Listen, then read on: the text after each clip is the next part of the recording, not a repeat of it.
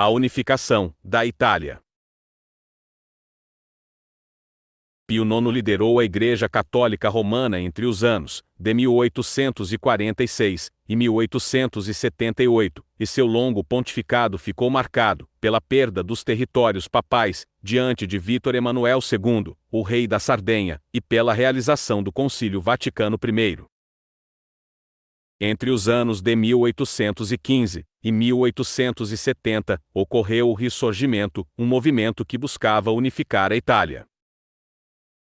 Um dos principais nomes da revolução foi Giuseppe Mazzini, um político, maçom e revolucionário italiano, que viveu entre os anos de 1805 e 1872. E em 1830, ele tornou-se um membro da Carbonária, uma sociedade secreta que atuou na Itália, França, Portugal, Espanha, Brasil e Uruguai nos séculos XIX e XX, e que tinha ligações com a maçonaria.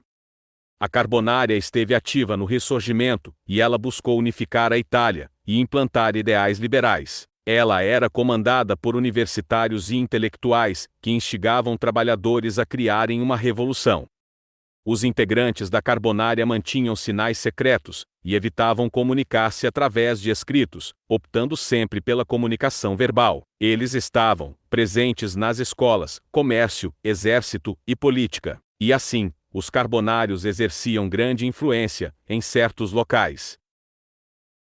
Em 1831, Mazzini fundou em Marsella, na França, a Associação Jovem Itália, que tinha como seu principal objetivo transformar a Itália em uma república democrática unitária. A Jovem Itália possuía conceitos do iluminismo, maçonaria e deísmo. Em 1848, começaram as tentativas de unificação da Itália, e no ano posterior, Mazzini comandou uma revolução em Roma. Com medo, o Papa Pio IX fugiu disfarçado da cidade, e em 9 de fevereiro de 1849, uma Assembleia Constituinte proclamou a República Romana.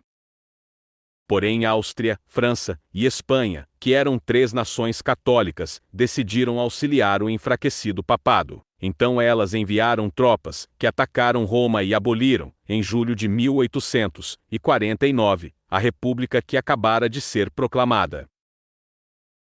O Papa retornou a Roma, em 1850, mas a sua paz de espírito não durou muito tempo, porque alguns anos depois, Vítor Emanuel II, o rei da Sardenha, fez uma aliança com Napoleão III, o imperador da França, que quando jovem esteve envolvido com a Carbonária.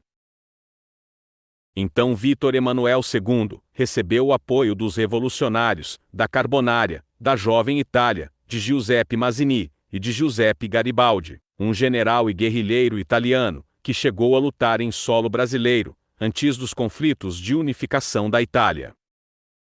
Garibaldi lutou ao lado dos rebeldes do Rio Grande do Sul, contra o Brasil, e contribuiu de forma eficaz para a independência do Uruguai. Em 17 de março de 1861, Vítor Emanuel II foi proclamado rei da Itália, fundando assim o Reino da Itália. E em julho de 1862, Garibaldi enviou uma carta, direcionada a todas as lojas maçônicas da Sicília, onde ele pediu a ajuda dos maçons, para transformar Roma na capital de uma poderosa nação.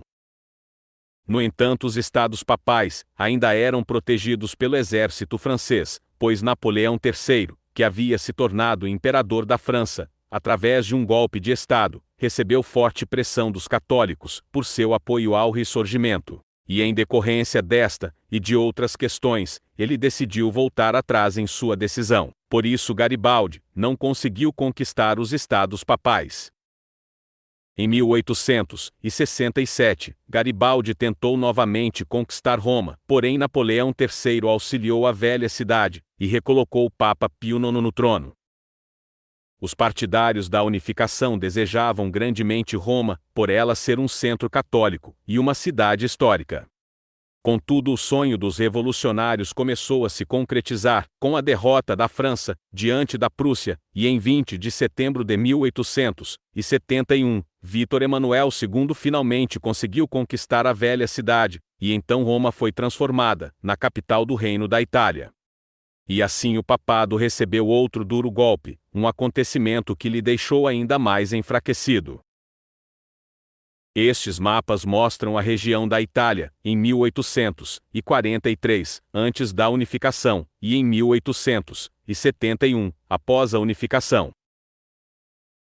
Ao longo dos anos, houve muitas divergências entre o Estado e a Igreja, que somente chegou ao fim, em 1929, com o Tratado de Latrão, o qual estabeleceu a soberania do Estado do Vaticano, e concedeu ao Papa uma grande autoridade, semelhante ao que ele possuía antes de sua queda, em 1798.